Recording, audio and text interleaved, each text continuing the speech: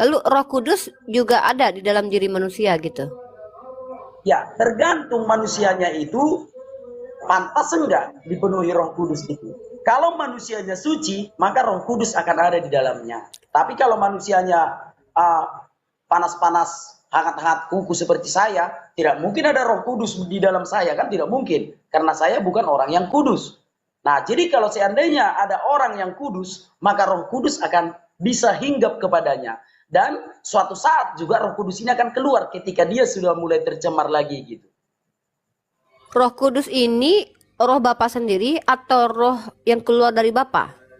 Roh yang keluar dari Bapa disebut dengan roh Bapa. Berarti Roh Kudus adalah Bapa. Roh Kudus adalah roh Bapa. Roh Bapa. Sebab Bapa adalah roh yang sangat besar, yang maha besar, yang tidak bisa berada di dunia. Saya tadi lihat diskusi antara Samuel Sihaan dengan Erben.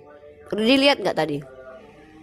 Nah, pernyataan dari Samuel Sihaan itu adalah begini. Konsekuensi Trinitas akhirnya adalah menyatakan Bapa tidak bisa berubah menjadi manusia. Artinya Bapa terbatas menurut Samuel Sihaan. Rudi sendiri gimana menanggapi itu? Kebetulan janganlah kita bahas orang lain. Dan antara kita berdua aja lah. Iya, oke. Ya, saya juga bawa pandangan begitulah. Berarti menurut Rudi bisa nggak Bapak berubah menjadi manusia? Oke, tidak bisa dan tidak bisa datang ke dunia, yaitu diperkuat di dalam Yohanes 1 ayat 18 ya. Tak seorang pun yang melihat Allah, Bapa yang adalah roh itu. Tak seorang pun melihatnya. Tetapi anak tunggal Allah, Mesias yang ada di pangkuannya, dialah yang menyatakannya gitu. Oke, cukup clear ya jawabannya ya. Berarti dalam perspektif Rudi sendiri, Bapak memang tidak akan ada yang mampu melihatnya. Sampai kapanpun itu, Rud? Sampai kapanpun. Bisa dirasakan tetapi tidak bisa dilihat. Oke. Kemudian kembali kepada Yesus. Selama ini kan kita selalu berdebat tentang Yesus. Kita fokus ke Yesus sekarang. Sendiri, Rudi menjelaskan. Oke, baik. Yesus itu adalah Mesias yang dijanjikan bagi orang Yahudi. Kita tahu ya, di dalam iman Yahudi mereka sedang menanti-nantikan Mesias. Nah, oke. Mereka saat ini belum mempercayai bahwa Yesus yang lahir di Bethlehem itu adalah Mesias.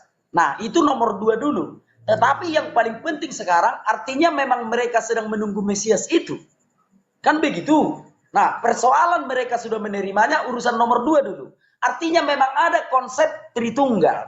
Di dalam iman itu, bahwa orang Yahudi mengakui bahwa di dalam Allah itu ada rohnya. Dan ada Mesias yang memang mereka tunggu-tunggu. Nah, Mesias yang mereka tunggu-tunggu itu, itulah yang kami tunggu-tunggu. Nah, yang menjadi pembeda kami dengan orang Yahudi adalah kami sudah mempercayai bahwa Yesus itulah Mesias yang dijanjikan kepada para nabi, tetapi mereka belum mempercayai itu. Nah, itulah Tuhan Yesus, Mesias yang dijanjikan bagi orang Yahudi sejak zaman purbakala. Itulah Tuhan Yesus. Siapa itu? Yaitu yang disebut anak Allah, yang menyatakan Allah itu kepada orang Israel. Itulah Tuhan Yesus Kristus gitu, Bu. Oke, terima kasih. Cukup menarik ya jawabannya. Kalau menurut Rudi sendiri, Yesus itu Allah, Tuhan, atau Bapa? Mungkin jelaskan. Oke, baik. Yesus itu adalah Allah. Kenapa Yesus itu adalah Allah? Karena konsep ketritunggalan Allah, yaitu pada mulanya adalah firman, firman itu bersama-sama dengan Allah, dan firman itu adalah Allah. Jadi, di dalam Bapa yang adalah roh ini, harus ada Mesias ini. Jika Mesias ini tidak ada di dalamnya, maka gugurlah dia. Bagi kami itu bukan Allah. Nah, ketika di dalam Allah kami ini ada roh dan ada Mesias, barulah kami percaya bahwa itulah Allah kami yang adalah roh itu. Tetapi ketika satu saja tidak ada di dalam Allah kami ini, di dalam Allah ini hanya ada roh, bagi kami itu bukan Allah. Di dalam Allah kami ini hanya ada Mesias, bagi kami juga itu bukan Allah. Jadi ketika roh dan Mesias ada di dalam Allah kami ini, barulah kami percayai itu Allah kami. Contoh seperti saya, analogi yang boleh dipakai orang Kristen untuk menjelaskan tentang Allah itu ya manusia. diri kita sendiri. Sebab dalam Kejadian 1 ayat 26, Allah berfirman, baiklah kita dalam kata jamak, menjadikan manusia segambar dan serupa dengan kita. Nah, jadi kami ini adalah gambaran Allah.